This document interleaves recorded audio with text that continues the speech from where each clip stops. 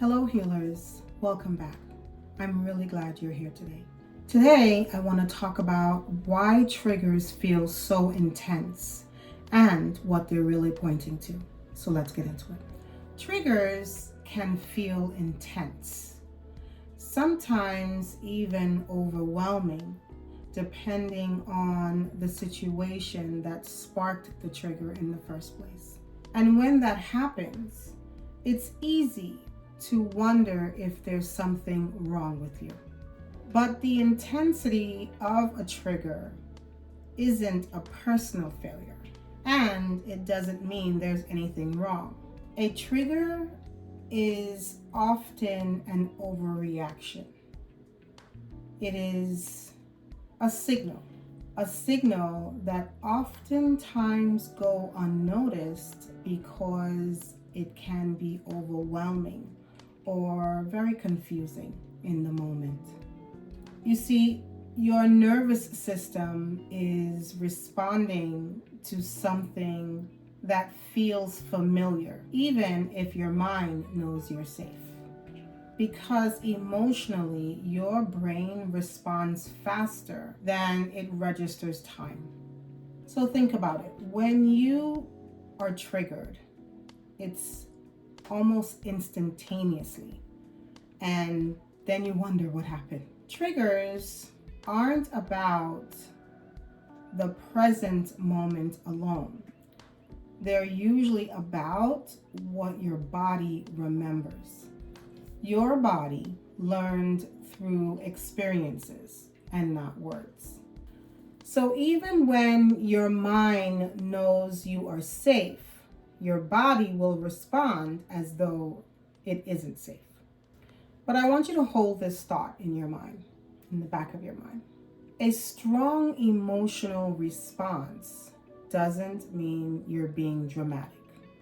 It means your nervous system learned something really important a long time ago, and so it responds based on that. Often, the intensity comes from how fast your nervous system is trying to protect you, and it happens before you even have time to think. That speed, that almost instantaneous reaction isn't a flaw. It's a survival skill that once made sense.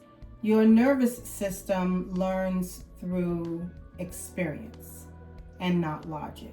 So thinking through or trying to analyze or think through the reaction or the trigger is not going to work.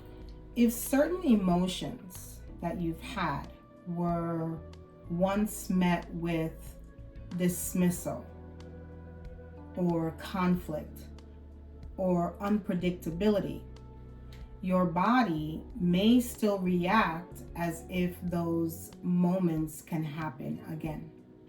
That doesn't mean you are stuck in the past. It just means your nervous system hasn't been shown safety yet, or enough safety yet. So I want you to take a deep breath at this moment, and I want to invite you to a brief noticing moment. Think of a recent trigger you've had. Nothing overwhelming, just something mildly activating. I want you to remember, or if you're feeling it still, notice where you are feeling it in your body. You might feel it in your chest, or in your stomach, or in your jaw or shoulders. There's nothing to fix or change right now. I just want you to notice where you're feeling the tension. That awareness alone is enough for now. It's information. Triggers aren't asking to be eliminated. They are asking to be understood. And understanding happens slowly through presence and not pressure. So no forcing here. Some people find it more helpful to have some clarity before they decide to go even deeper in this kind of work. I do have a free self-assessment, emotional resilience self-assessment that's in the description. It's for if you'd like to notice your patterns before deciding to change anything. You don't need to move faster than your nervous system allows. Healing isn't about pushing through your triggers or forcing yourself to understand why you have them. It's about listening to what your triggers are pointing you toward. And you want to do this with patience, with kindness, and deep self-compassion. I have a video on what shadow work is, and it's a great place to start your shadow work journey. I will link it in the video up here. So for today, take what resonates and leave the rest. So until my next video, with love and light.